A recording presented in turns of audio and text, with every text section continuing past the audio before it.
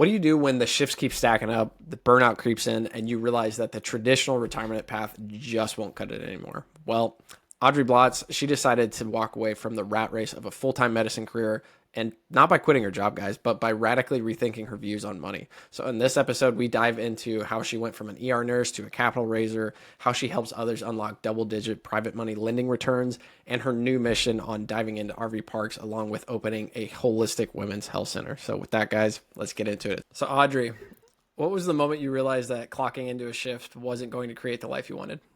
Oh my gosh, I think the first day. I'm just kidding. The moment that I was clocking into more and more and more shifts and picking up more and more shifts, but like then it just turned into like, well, then I need to get more and then I need to do more. It was like rat race, ultimate rat race. And picking up more shifts was not solving any of the problems. It was just like kind of a band-aid. And then I wasn't seeing my family and it just clicked. Just like, this is not the answer. More shifts are not the answer. So you can't work yourself to death to get to retirement? Exactly. I mean, some people try really hard to make that work, but it's just not my idea of a fully fulfilled life. So yeah, there's only so many hours in the day. I think that's just part of the medical field because you're working, or you did work in the ER. You worked in the Exactly. emergency room before, Yep. and now you're more in the pediatric space, correct? OBGYN. OBGYN. Okay, Yeah. perfect. Yeah. Well, nearby. It is. It's very close sister. That's great. So with that, so when did you get your start in real estate, and kind of what keyed you into you're now more in the private money lending space, capital hmm raising. What was that your first kind of route into real estate, or what? Tell us a little bit more of your backstory there. Yeah, my husband and I had a primary residence in Washington State, and then we moved to New Mexico and couldn't sell it as quickly as we wanted to. So we ended up just keeping it and renting it out. And we were making $200 a month, but really all of that was spent on getting the dishwasher fixed, getting the roof fixed, getting the plumbing fixed. Like all these things happened all of a sudden when we had a renter. And so it was just like, this is not it. And so we sold it. And my thought was, then I listened to Rich Dad, Poor Dad, and my entire mind just exploded into a million pieces. And so then I was like, okay, I'll use creative finance to get more than one. So that will put us in a position where I can work less. And realized very quickly that that wasn't going to do it either. I was going to have a lot of doors before my mind or my life changed to what I actually wanted it to be. And that's when I found private money lending. Like you can do a lot less work, a lot less maintenance, a lot less all of those things and make actually a lot more return on your money. And for the current, like today money, that's what I needed. I needed money now to work less, to spend more time with my family. And then throughout that, I've been able to also build the long-term side of things. So That's yeah, awesome. it clicked pretty quickly when I found out what private money lending was. That's great. So Yeah. when you got into private money lending, just to kind of explain it to the audience if they're not familiar with it, I know there's a lot of different facets within the lending space. Yeah. What's your lane in particular, or where did you start in that lane, and where are you at now? Yeah, my very first deal was a second position deal for a down payment on what they call a wholesale deal. So somebody found this house off market and bought it and just painted it basically and then listed it on market for a lot higher of a price. And it appraised really well. It looked really well. It was a really nice house in a nice area. So I was like, this is great, slam dunk. And so I lent my money to help with the down payment on that property.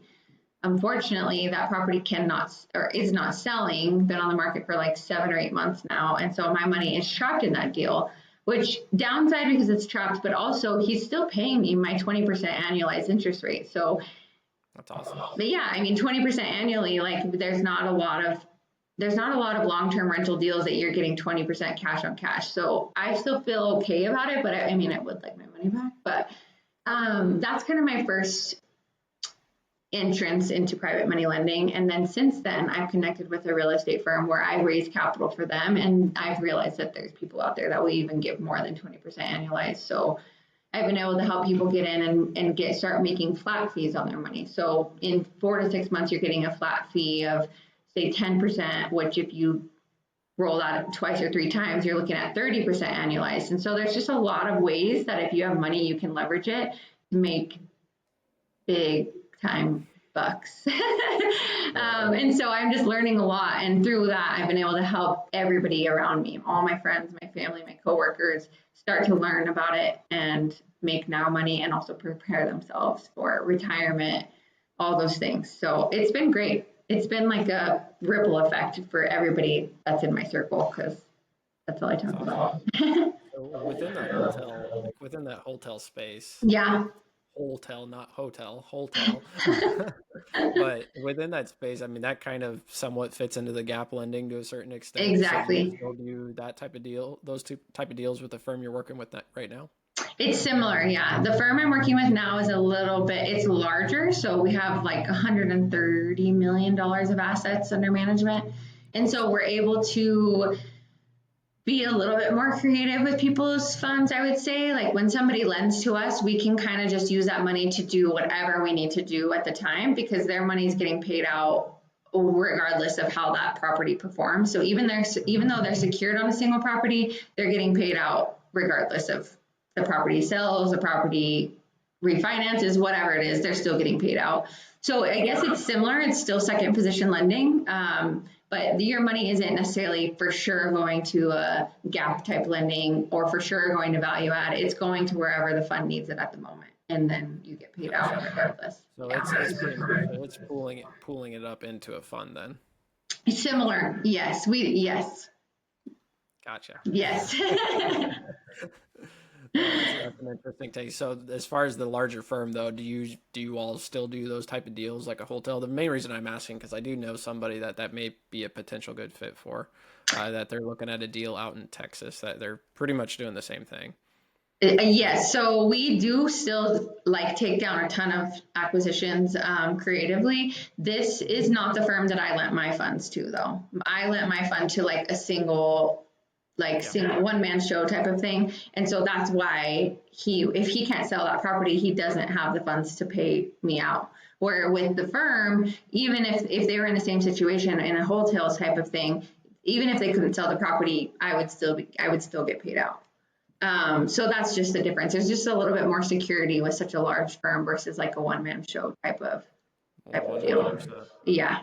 Yeah. Definitely understand that. So from Yeah. that perspective, like what's your primary role? Because you're more in the capital raising side of it Mm-hmm. now. Yep.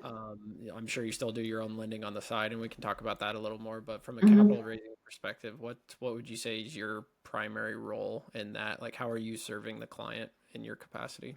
I raise money. I raise money for the firm. So any second position mostly, but we're actually raising a ton of first position right now as well. So I'm raising money for them, bringing in lenders, bringing in new money. And then at the flip of the coin, I'm also helping people get started in lending, whatever that looks like, helping them get their self-directed IRA set up or help them start with credit card stacking or the life insurance, infinite banking. I just signed up for that personally. I try to do a lot of these things personally first so that I can actually walk people through the steps of what it looks like. But yeah, what fulfills me the most is helping people get started because nobody really knows that this exists. And so when they find out about it, their mind is equally as blown. And so then that makes me is like I get pumped off of that. Like I know it's crazy, right? And then can kind of help them spiral with me, and we get them started and get their money to work. And so that's the fun part for me. But then in turn, it also helps the firm. I love it. That's awesome. So Yeah, would you say you're educating more of the people that you're working with now in the medical space, in the medical I field? do work with some of my coworkers. I work with a few family members. I work with just a bunch of sub two and Gator people from the community. Yeah, I mean, wherever old people reach out that I knew like 5, 10 years ago, and then they see and they reach out that way too. So wherever people come from, I just like getting them involved. That's awesome. That's Yeah, exciting. So yeah, yeah, you mentioned the SDRA space. I love that space. I That's know. fun. I know. I'm It's trying to find more. amazing. I'm like, where do these people hang out? Where do they go get their coffee? Yeah, the possibilities within that space is amazing. Exactly. I'm like It's like never a putting money in my 401k again. Yeah, I took a deep dive into that before I left my W-2 back in 23, and it was just, yeah, I went down a complete rabbit hole, and now Oh, so easy. it's fun. It It's is. fun space to be in for sure. Yeah. So Yep. so you're educating them primarily on the investment, and then you tell them more about the fund, and then kind of get them into the fund from there. Yep. Exactly. Yep. So from there, what's your next move? What are you looking at? Now that I have like a little bit of a set active income, I'm starting to figure out like what are some of the assets that I want to start investing in myself to add to my own portfolio for that, like I said, that longer term wealth picture. And so I love RV parks. I grew up going camping and being outdoors and things like that. So that's kind of where I'm focusing. Is starting to look at RV parks that I want to take down and add to the big picture. So that's the next goal. It's a big one. It's a little scary for me, but that's the next goal. It's just the next level. After that, Yeah, are you going to be scared of the next one? I know. I know. That's what makes me know it's right. It's because I'm scared. Like, you got to be a little scared. Yeah. If it's too Yeah. easy, then Otherwise, it's not worth it. exactly. Otherwise, the goal's not big enough. Exactly. So is the intent, do you think you'll probably stick with the medical field, or you have like a particular time frame in mind where you're wanting to kind of step back and go full on real estate? What's your thoughts there? I think that at least from this point in time, I want to stick with the medical field at least here and there, part time or part PRN, whatever that looks like. Simply because at least women's health and OBGYN, I like love it so much. And even though it pays not that good, it still makes me so happy. And so I think what that's the whole goal, right? Is to do the things that make you happy, not just to quit them completely. So as long as I am able to, I think I would at least like to stay in it here and there or part time, whatever that looks like for the moment. And then like big, Mount Everest goal is to open up like a full holistic healthcare center for women. So mental health, physical health, emotional health, free childcare, exercise, yoga, everything, and just like have a nice healing place for women to go. Yeah, so that's kind of like big long-term goal, but this is a good place to start. That's awesome. I mean, you got the financial literacy, you already got the medical background, so yeah, that Right. could be really good. Yep. And now I'm working with people that like to take down businesses and like, let's take down an OB/GYN business, a physical therapy business. We'll just keep doing it and adding it to the center, and it'll be great. Possibilities are endless. What does your Exactly. husband think about all this? Um, you Is know, he bought in or? he is way more risk averse than I am. And so he's now bought into the fact that like he trusts that I can do it. And he's like, you just keep doing your thing. But he's not like by any means rearing to quit his day job. He is in the sense of like, that would be cool, but he's like, you're not there yet. And I'm like, no, that's true. I'm not. So he just lets me do my thing and he asks about it here and there. And yeah, sometimes he's like, oh, I think I want to get in it. And then the next week he's like, nah. That's too risky. Exactly. Like he's pretty You gotta, handy, but so then he thinks fix and flips. And then I think he actually thinks what that would entail. And he's like, never mind. yeah, no So thanks. yeah, exactly. Which I don't disagree. Fix and flips do not sound like something we would enjoy. So yeah, I think eventually he'll get into it. He's more of like my integrator type. I'm more of the visionary. So once we do have like an RV park or something like that, he would be really good at doing like making sure the utilities and the maintenance and the like all that stuff. He's more of that type. So once we get there, I think he'll be involved. But right now, he's not going to go out and raise capital. I can tell you that much. He's like, That's no, all no, no. good compliments for each other. Yeah, Yin and exactly. yang, I guess. That's why Can't I have get them excited both. about the RV park because it can kind of be more of like the family business type of thing. So yeah, we'll see. It'll be fun. Yeah, it might get him a little more excited because the returns on RV parks are they're pretty amazing. Yeah, exactly. And Right. it'll be exciting for him too, just to like be more involved and, you know, feel a little bit more a part of it all, which I'm excited for too. We just got to find one. And with that, where are you looking currently? Like, what's the primary, just for people that are listening to this, if they were to bring you the most ideal Oh, deal, where would it yes. be? Yes, somewhere in the mountains, like trees, good camping, but New Mexico, Southern Colorado, and Arizona. We're open to any of those spaces. New Mexico, Southern Colorado. So Southern Colorado, are you thinking like the Durango Yeah, area? I would love something in Durango. We go visit Durango every winter. Oh my gosh, I would love Yeah, something in gorgeous. Durango. So pretty. Absolutely gorgeous. Yeah, I Hmm. grew up out in Colorado, just on the other side of Pikes Peak. So you got Colorado Springs. Okay, yep. I was directly on the other side of Pikes Peak, out in the boonies. So Oh, really? I love gorgeous area. Colorado. Yeah. Why did you leave? Why did you Well, I leave that ended up place? getting Yeah, so I got hired on with Toyota. I worked for them for about Oh, 13 years, and we were okay. hopping around all over.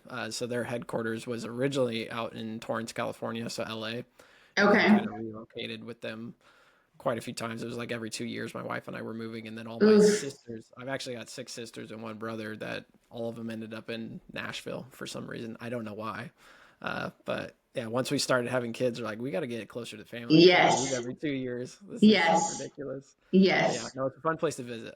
Colorado's gorgeous, so Yeah, I definitely. love Colorado too. We have a lot of So do you family have up a? there, so That's great. Do you have a yeah. particular like pad site range that you're looking for, NOI that you're hoping for?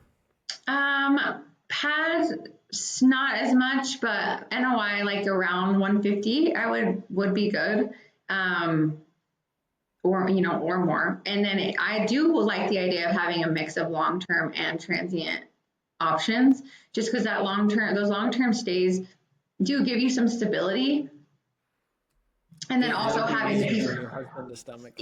Yeah, exactly. Whereas other than that, like I almost feel like the campgrounds that are just the transient, like the nightly rates, it's almost like running an Airbnb on steroids. Which I tried the whole Airbnb thing, and like I'm hospitality. It doesn't come naturally to me, and so thinking of ways to like make people stay more comfortable and think I'm just like not good at it. I don't know. It just doesn't come to my brain. So RV parks that have some of that, but like a lot of some long term too, I think would actually fit me Yeah, and my husband's personality a little bit better. Yeah. that's great. And then Yeah. any type of like, is there any particular amenities that you're looking for or hoping for, I other mean, than obviously in the mountains, stuff like that? You yeah, could come up in mountains, the like area. yeah, some type of water feature would be amazing. Because I know people love that. I love that. So any type of water feature, whether it's a river or lake or anything like that would be cool. But other than that, I mean, if you're in the mountains, that's like the best amenity. Go hike, you can ski, like, there's so much fun stuff to do out there. So, I agree. um, yeah, I'm not too particular on that aspect. Like, it doesn't need to have a mini golf course or anything. So did you grow up in Colorado then, or where'd you grow up? I grew up in New Mexico until I was 13, and then I moved to Washington State for about 15 years. Gotcha. And then we So you moved back to New Mexico. Gotcha. So you're used to that environment. So yeah, it Yeah, feels like home. yes, exactly. Yep. We have Awesome. the Well, mountains, the trees, all of it. yeah, no, beautiful area. So bringing Yeah. it back to lending, what would you say is like the biggest misconception that like investors starting out, what do they like, what's the biggest misconception that they have about private money lending? Oh man. I mean, I don't even know if it's a misconception, but it can be, is that it's just so incredibly risky. And the thing is like it can be, like I said, like if you're lending to either just a straight bad borrower or like an individual one man show, then yes, it can be very risky. But if you protect yourself, it really shouldn't be. Like if you underwrite it correctly, you do a good loan to value, and you get the right documents, then it doesn't have to actually be that risky. Even if you have a bad borrower, you can just foreclose on them and take over the property and go forward and end up either sometimes even making more than you otherwise would have. So it doesn't have, it can be a pain if something like that happens for sure. Like nobody wants to go through foreclosure, No. but it's not necessarily risky, because as long as you're protecting yourself the way you should and underwriting the way you should, then you should be more secure doing that than putting your money in the stock market, honestly, or any other investment. So it should be really secure. It's just it's in your hands to make it how secure you want it to be, I guess. It's all gambling at the end of the day. Yeah, well, that's true. That It is just true. depends on what comfort, like what's your risk tolerance. But yeah, Right. definitely risk associated with everything. But yeah, no, I think it's easier to protect yourself from the lending space, in my opinion. Right. But Right. Exactly. so Even with 401k that, is gambling, you know? It's like you're just hoping that it gets better and goes up and we don't have a huge, depression by the time you're ready to retire. Like that's still gambling, even though you don't lose I sleep about it at retired after a night. long time. Yeah, exactly. Oh my gosh, yes. So with your primary, since you're in the capital raising primarily right now, what's the thing that comes up most frequently for you on what you need to educate them on, other than, hey, this is even possible? I mean, I think that's the biggest light bulb for everybody. What's the item that most commonly comes up for you? I think just that there's more funds available out there than people realize. Like they think and probably don't. There's a ton of people that aren't reaching out at this very second because they're thinking like, oh yeah, that's cool, but I have $5,000 in my savings account. When in reality, like there's so many other options out there to get access to capital, to arbitrage, to whatever, whatever that looks like. And people don't realize that, and then they get overwhelmed real quick, which like I don't blame them. I did too, and so it's like one thing at a time for sure, but there's just a lot of options out there. My best friend started with $15,000, and I was like, oh yay, okay, we're getting started. And now she's pulling a HELOC on her house and gonna have 220 grand invested with credit card stacking, HELOC. Like she'll have at least 250 grand invested by that point. Actually, I think more. And this is all within the past 7 or 8 months. And so she's going to be able to use the money that she's making off of that to build a cabin on her property that she will then rent out. And that will start bringing in passive income as well. And she'll have a free cabin because she's paying it with the interest from her investments. Like, That's awesome. you just have to be you have to be willing to dive in. It's going to feel overwhelming sometimes, but what's the alternative? Yeah, I'm curious. Yeah, you've got to take a risk. You can't just sit complacent. Otherwise, I mean, you can't do the Right, same that's thing and it. expect different Exactly. results. It's like feel overwhelmed and feel a little scared and learn about something for a while that can set you up, or what's the alternative? You just are stuck forever. No, 100%. Yeah. So do you see yourself staying in the or sticking to the capital raising side for a period? Like how long of a time do you plan on sticking with that? Yeah, I don't necessarily want to like chase money forever.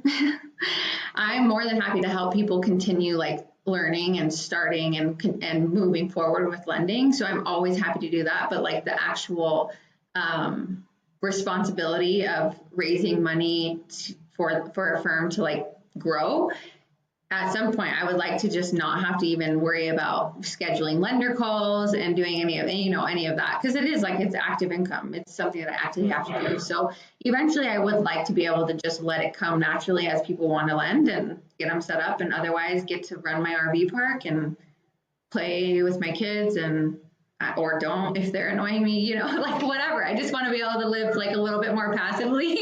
But that we all have to we all have to have a little bit of an active income until we get there. So my choice of active income, I'm happy to do capital raising from home and set my own schedule and build it as much as I want to, rather than being on an ER schedule. Yeah.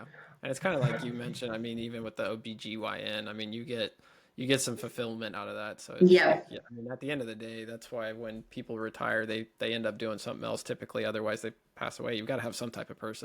Exactly. So, sad Exactly. to be morbid, but I mean, Yeah, you do. You do. That's why those people that they say like when that XYZ stuff's working, they'll just die because they don't have any purpose anymore. And you see it happen. So yeah, I'm not trying to be like that. I'm not trying to be like that anytime soon, at least. yeah, that's awesome. So do you think if once you guys get the RV park, because it's going to happen, like is that something where you'd plan to move in onto it for a period of time, or how do you envision that going down? I think it would be so cool if we got it at the right time and like lived on it for a summer or like a month or two of the summer. I think that would be cool. Since we do have two small kids, as long as it doesn't interfere too much with like any, I don't know, summertime. At some point they'll be in sports and things like that. You know what I mean? And so that's what I worry about is like long term, we'll have this RV park that we need to run. And also like, I just remember my summers being so full of sporting camps and all the things. And so at some point we'll have to figure out what that looks like. But yeah, if we get an RV park while they are still young, I think it would be so fun to go just move in for a month or two and just like really get to know it, get to know the ins and outs of it, get to know the people that typically come every year, all that stuff. I think would be so fun. Yeah, because that's actually what the Bessones did with their first one Yeah. is they moved in and like fully immersed themselves in it. I think that's Yep. definitely a good way to really get to understand the business like fully. So yeah, Yes, exactly. I think it would be fun, a fun experience too, because she talks about that I think it was like 3 months yeah, that they lived in this camper, and it sounds like that's what started their whole journey through this business. And so I think it would be a cool experience for us and the kids too. So yeah. And like you mhm. said, it might be the buy-in that your husband's like, okay, we're doing this. Let's go. Yeah, exactly, exactly. And also the new tenant, like the people that stay there every year are used to these other owners. So if you are there all summer and like get to know them, that builds trust with you and them. And so if you do make any changes, they're not instantly bitter, like, oh, these new owners type of thing. So it can build a lot of credibility and trust and some rapport there too. And that can I feel like that would make the transition way more smooth.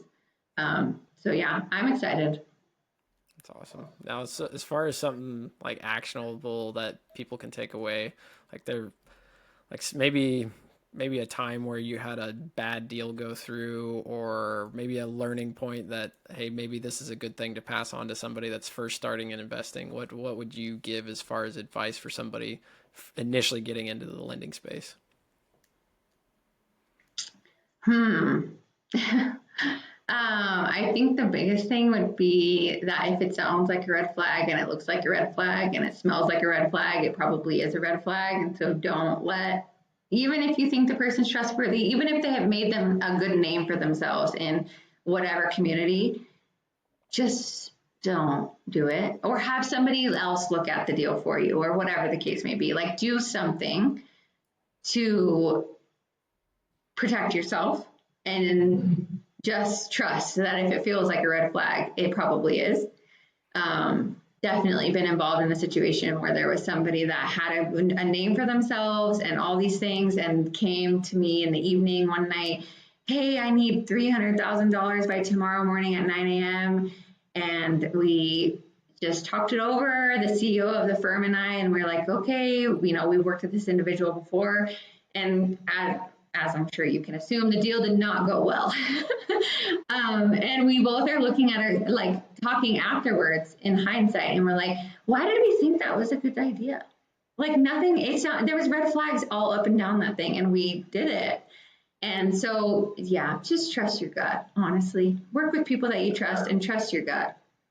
Yeah, do your due diligence, but you also need to trust your intuition because sometimes even if you've got the due diligence and it looks like a good deal, even where you've properly vetted it, it's not something that's coming in like the night before. Exactly. There's still an aspect of you got to trust your gut in these things because Yes. you can tell certain times it's just like no, I'm not willing to go through the stress on this one. Yes, exactly. Even if it's somebody you've worked with before, just because it went okay one time, if they're coming into you with like, I need money within 12 hours type of thing, just just trust your gut.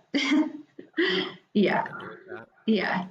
Well, what we do at this point, so I've been doing it's a rapid fire, so ownership Uh-huh. lightning round. So it's like I'm Okay. just gonna fire questions at you real quick and Okay. Do I kind of have to answer like get your within gut. 3 seconds or something? No, just get your gut reaction and like what's the first thing that comes to mind. Okay. I'm It's not scared. gonna be that bad. I'm scared. So I think I have a feeling I probably know this one because you said it earlier on. But what's your Okay. favorite book to recommend to others? Oh, 100% Rich Dad Poor Dad. Changed Okay, my entire life. I kind of figured that might be the one. What was your first I own this moment in like business and investment? My Like first what? Sorry. I own this. what was your first I own this? Like when you got into business and investing, you're like, oh, I actually own something. Like what was that moment? Oh my gosh. Probably when I raised my first 200K, like all in from one person. And I was like, okay, no, I am a capital raiser. I just raised 200K. I am this. That's I awesome. do have a capital raising business and I am this. I was excited. What is one thing that clinicians get wrong about money? That it all needs to go into their dang 401K. That's what these people have so much money in their 401k because surgeons, doctors, whatever. And I'm like, bro, that's not going to do it for you. You're going to be working until you can't even see straight. So yes, Just tell them to contribute after tax to it and roll it over to a self-directed. That'd be I good to go. know. I know. I'm trying. I need to put like a seminar together or something. All right, number 4. What's one habit or mindset that helps you own your time daily? Time blocking. I know everybody says that probably, but it really does help because then I know that I have time on Friday or Wednesday to dedicate to building this pitch deck. And so then it's not sitting on the back of my mind every day before that. I know I've dedicated time to do it, and then I can just like forget about it until that time. So that has been actually really helpful. Yeah, I agree with that one. Last one. What is one tool, app, or system that you just can't live without now, like currently? Oh gosh, my calendar. I don't do a single thing without my calendar. I don't even know like to eat without my calendar. I can't without it. I know. I honestly forget to eat, and so that helps me a lot, and my husband does too. But yeah, my calendar runs my entire life, and my kids' lives, and everybody else around us. Yeah, that's Yeah, awesome. yeah.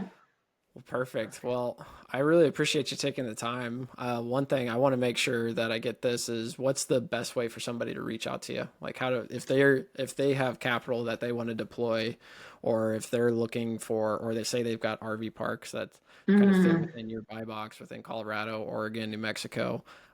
What's the best way for them to get a hold of you? Instagram. My handle is at Audrey Blotz with a Y, and then Facebook, Audrey Blotz on Facebook. Either of those are great. I respond relatively quickly. Perfect. I'll put that Yeah, in the show notes. And with perfect. that, I mean, if they're other than the RV parks and the capital raising, when someone, I like to tell people, I mean, if you're going to reach out to these people, make sure you're bringing some value to the table. So, Mm-hmm. what would be helpful in addition to those items? Anything else you're looking for on your end? Any other strategies that they've used to access funds? I'm always trying to learn. And like I said, I'm trying to do a lot of these strategies myself too. So any other strategies that they've used to access funds? I also open a Morby methods, trying to take down a Morby method right now. Yeah, just reach out. I'm pretty open. Perfect. Well, Awesome. thanks Thank again for being you. on the show, Audrey. Yeah, This of is a course. pleasure talking to you. Yes, it definitely was. Thank you so much.